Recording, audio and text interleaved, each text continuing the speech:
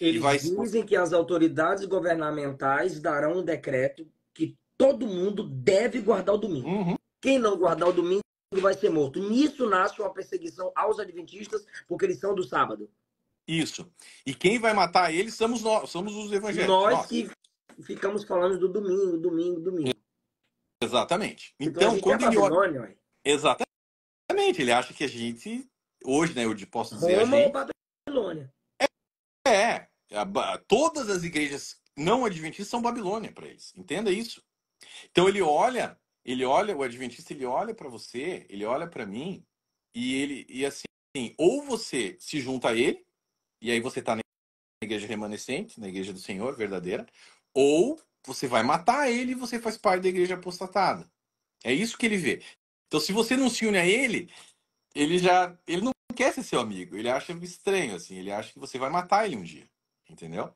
Então, é isso que acontece. Por quê? Porque naquela época existiam umas leis chamadas leis azuis em alguns estados dos Estados Unidos que dizia de fato que os estabelecimentos comerciais deveriam ser fechados no domingo. Era só isso. Essa lei iria se tornar uma lei federal, foi para o Congresso. Quando foi para o Congresso, lá no final de 1800, 1890, Ellen White falou: é agora que vai acontecer. Perseguição, decreto dominical, pá, pá. A lei não passou no Congresso, tá? Não passou no Congresso, morreu a lei. É, E aí ela morreu logo em seguida. Então, não existe ninguém hoje em dia com autoridade profética para mudar essa interpretação, entendeu? Dentro da igreja adventista. Então, eles ficam arrastando isso até hoje, tá? Só que, assim, eles utilizam de algum... É isso que eu quero explicar, que ainda não deu tempo hoje. Desculpa estar enrolando, que é muito assunto. Não, Mas, tá assim, enrolando, não. é... é importante que a gente entre em alguns argumentos bem fortes que eles utilizam, tá? Para que a gente saiba responder e se defender É, desse porque é negócio, entendeu? descortinar, né? Então tem que pegar os argumentos deles. Descortinar, exatamente. Então, o que acontece? Um dos argumentos, uma das coisas que eles dizem é aquilo que eu falei no início. Olha, a lei de Deus é eterna. É, o sábado Eles, tá lá. é, só que eles dizem assim, ó, a lei de Deus é eterna, sempre existiu, inclusive no céu e no Jardim do Éden. Só que quando eles falam lei, eles estão falando de 10 mandamentos. Eles não entendem que a lei são 613 leis da Torá. Tá? A lei, na verdade, são 613 leis da Torá, mas eles não falam isso. Eles chamam de lei os 10 mandamentos. Tá? Muito bem.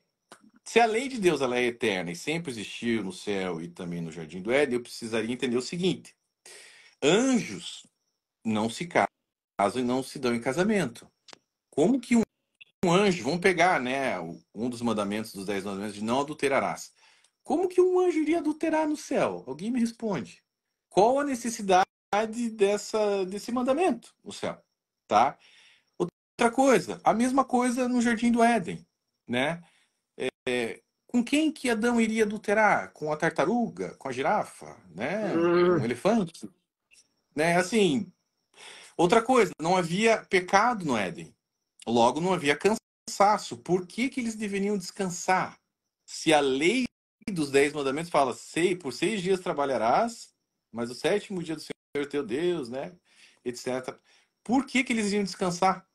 Se não tinha cansaço, tá? Então, isso não procede. Aliás, a lei de Deus, ela não é eterna, ela muda de acordo com o sacerdócio, de acordo com a aliança. Isso está claro em Hebreus 7:12. Vamos ver o que diz Hebreus 7:12? De sorte que, iniciando no versículo 11, de sorte que, se a perfeição fosse pelo sacerdócio levítico, pois sob o povo recebeu a lei, que necessidade havia ainda de que outro sacerdote se levantasse, segundo a ordem de Melquisedeque, e que não fosse contado segundo a ordem de Arão? Pois, mudando-se o sacerdócio, necessariamente se faz também mudança dali. de lei. Nós não estamos no sacerdócio levítico ou araônico, nós Entra estamos no aqui a sacerdócio. continuidade e descontinuidade, né? Do Antigo para o Novo Testamento.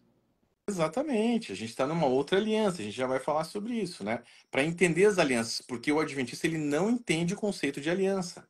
Ele não, ele não entende o evangelho e ele também não entende o conceito de aliança. A gente vai explicar sobre as alianças hoje rapidinho aqui. Outra coisa, Se a lei de Deus ela é eterna, então como que a gente pode explicar Gálatas 3,17? Olha o que diz Gálatas 3,17. Quero dizer isto. A lei que veio 430 anos depois de Abraão não anula a aliança previamente estabelecida por Deus. Ué, se ela veio 430 anos depois de Abraão, como que ela pode ser eterna? Como que ela pode ter começado no Éden? Ela começou dentro do tempo. Exatamente, ela foi dada, né, ali em Êxodo, na verdade, a gente vai falar sobre isso daqui a pouco também, mas ela não é eterna, tá, gente? Ela não se iniciou no Éden. E nenhum patriarca guardou o sábado, a gente vai falar sobre isso também. Bom, vamos lá. Segundo argumento da Igreja Adventista. Deus descansou, abençoou e santificou o sétimo dia. Logo, nós também temos que descansar no sábado. Aparentemente, um argumento forte. De fato, diz ali, né, em português, na Bíblia, Gênesis 2:2, que Deus descansou no sétimo dia. Muito bem. Acontece que Deus, ele não se cansa. Logo, ele não descansa. Deus não se deitou Não numa faz o mesmo rede. sentido para nós, né? Deus não se deitou numa rede e dormiu no sétimo dia. Isso não aconteceu, tá? A palavra no hebraico ali é shavat. Não é shabat, é shavat com V, tá? Essa palavra significa cessar, finalizar a obra. Deus, ele finalizou a obra da criação no sétimo dia. Inclusive, ele trabalhou no sétimo dia também, né? Então, isso aí não quer dizer descansar desse jeito que você está pensando, amigo adventista, tá bom? Quer dizer uma outra coisa. Ah, mas tudo bem, Gleison, mas ele santificou e abençoou o sétimo dia, logo eu tenho que guardar o sábado. Como é que fica essa história? Veja bem, ele santificou e abençoou o sétimo dia da criação, verdade, mas ele santificou e abençoou um dia somente, que foi o sétimo dia da criação. Ele não santificou e abençoou o 14º dia, o 21º dia, o 28º dia, ele abençoou e santificou um dia, que foi o sétimo dia da criação, que inclusive não tinha tarde e nem manhã, porque era para ser um dia eterno, de perfeição. Enfim, esse é um outro assunto, mas não, então ele não abençoou os outros dias depois disso. Ele abençoou e santificou esse dia como um memorial da criação, o sétimo dia. Entende? Ir além disso é ir além do que o texto bíblico diz, né? Então a gente não pode ir além disso. Novamente, os patriarcas guardaram o sábado, logo nós também devemos guardar. Isso é falso. Nenhum patriarca guardou o sábado, não existe nenhum texto que fale sobre isso na Bíblia. Aliás, no livro de Gênesis não existe o substantivo sábado. Não existe. A palavra Shabat, o substantivo Shabat, nem aparece no livro de Gênesis. Sabe quando que ele vai aparecer pela primeira vez na Bíblia? Êxodo 16:23, na queda do maná.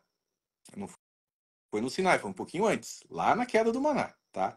Antes disso, não tem a palavra sábado. Pode procurar, meu irmão adventista. Não tá lá, tá bom? Homem, homem. Outra coisa, que a gente vai desconstruir todos esses argumentos, porque é necessário, entendeu, irmão? Porque assim, eles prendem essas pessoas com esses argumentos e depois eles estão presos numa seita e para sair é bem complicado, tá? Bem complicado. Olha só, Deuteronômio, capítulo 5, versículo 1 a 3. Vamos desconstruir de uma vez por todas essa história de patriarcas. Lindo. Quero. Filho, papai tá com uma aula aqui agora. Beijo. De patriarcas guardando o sábado. Ah, tá com a tua filhinha Meu aí? filho. Teu filho? Qual que é o nome dele? Eliseu Filho. Ah, Ah, mas garotão, ele ainda vem calmo. É isso aí que vem quebrando tudo.